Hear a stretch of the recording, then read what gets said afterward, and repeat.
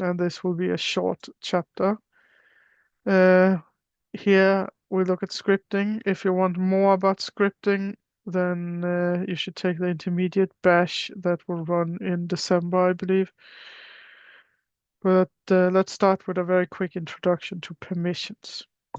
So what are file permissions? What is a script? And how do I write a script? And there is a directory called script under exercises that has some simple examples here. The command chmod is used to change permissions for files and directories. Permissions are needed to, among other things, to make files executable.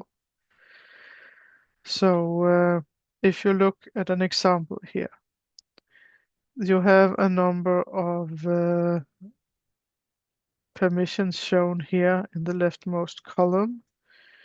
As I said before, owners and groups and everyone. So you can see here that this is a regular file because it doesn't have a D for directory or an S for a symbolic link. The owner may read, write, execute.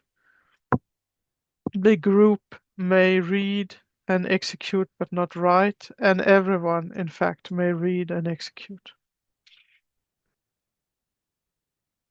And this is what I just said. So you can change permissions. And in order to change them, you do chmod, chmod, and then plus or minus the permissions you are changing. If you want to add read, write, executable, all permissions to a file named file or dir named dir, you can do so, and it does it for owner. In order to do it for group, you add a G, or for others, an O. And you can add user, group, owner, and then permissions. So you can add with plus, delete with minus, and you could just add one of them or remove some of them. And when is this useful? Well, it's useful if you want to share it with someone, but it's also useful if you are downloading a file or creating a file and you want it to be an executable script, maybe you created one, then you need to set it to be executable. And you do that with the plus chmod plus X on the file, so it can be executable. And it's actually in many cases shown in a different color. At tetralit, it's shown with green when you can execute it. So it looks like this here. It's executable. If it's not, chmod plus X analysis, and then it adds it, but it was already there, so yeah. Then you need it to be set in order to execute it. So let's go to scripting. Scripting is used to perform complex repetitive tasks without user intervention. All Linux commands can be used in a script, including wildcards and regular expressions. The most common reason for making a script is probably because you want to avoid writing the same command again and again.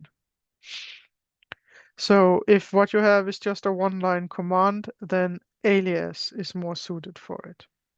I'll mention that in a moment. Otherwise, something longer, write a script.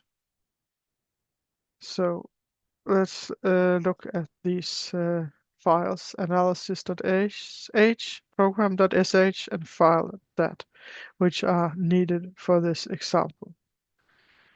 And this script, analysis.sh, that you have here, under script, under exercises, it is a small script, and it's executed with ./analysis.sh, and make sure it has permission set, otherwise you can add it like this, permissions, and then execute it like this here.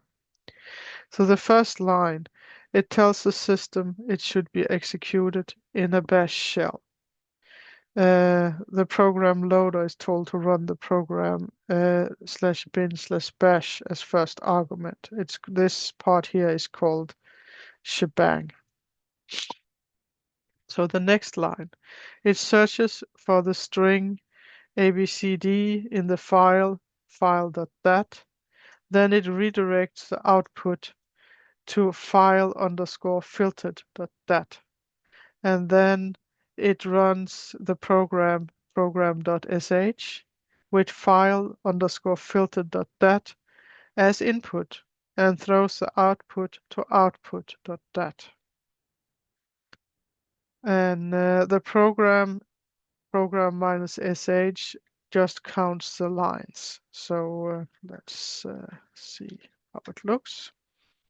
So you can see here again, run in bash shell and count the lines of the input that it got. And $1 is just telling it to use the input.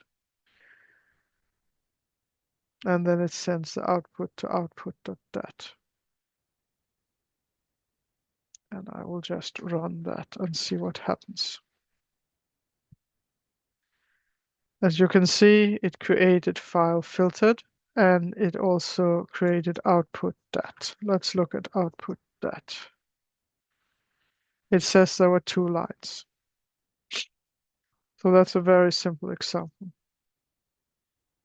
Another simple script is imagefind.sh. It finds all files with extension .png in the directory image and then copy them to directory myimage. Then it searches for files with ER as part of the name and redirect output to a file named someimagefiles.txt. So this is not doing something very useful, but what it could be doing was that it took all your image files from a directory of a specific type and put them somewhere, and then maybe you want to run some analysis on all of them or rename them or convert them or something, and then you could do that also in your script. But in this example, I'm just doing this simple thing here. There is a more advanced example if you want to look at it here, and that actually does what I just said, that it finds files that are EPS files in a specific directory, and then it executes a conversion of them so that you get PDF files, because maybe you need it to your LaTeX file for your article, something.